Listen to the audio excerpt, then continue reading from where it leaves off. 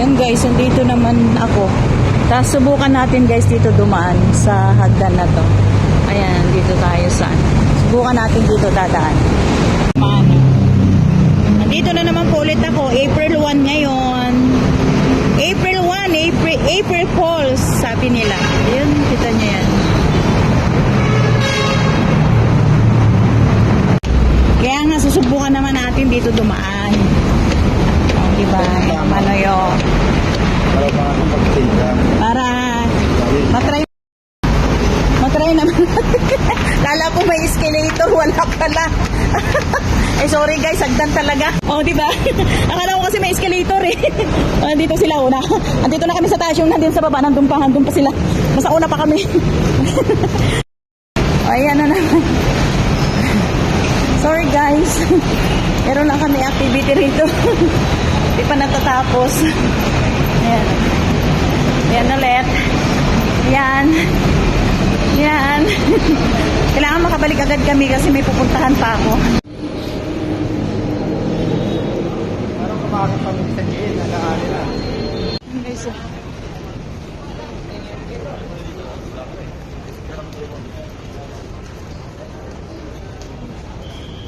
hindi ko type. Gusto ko lang sa JL magbili.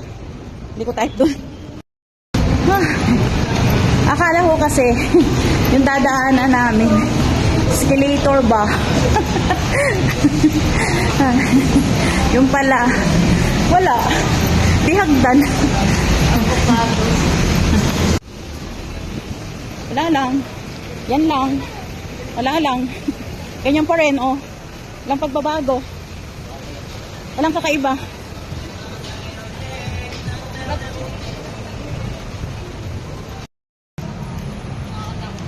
Saan ang rehearsal nila niya? Nakailang balik na tayo dito, hindi mo pa rin alam kung anong floor. Siguro. Alam nyo guys, may kwento ko lang sa inyo. Yung apugan ko na malapit na sa mag-graduation, para bang easy-easy lang sila. Parang hindi excited. Iwan ko ba dun? Meron ba talagang ganun? Samantalang kami nun eh. Hindi ako. Ba yan? Samantalang kami nun, parang pag sinabing graduation, syempre pag high school ka ba, excited ka? Yeah.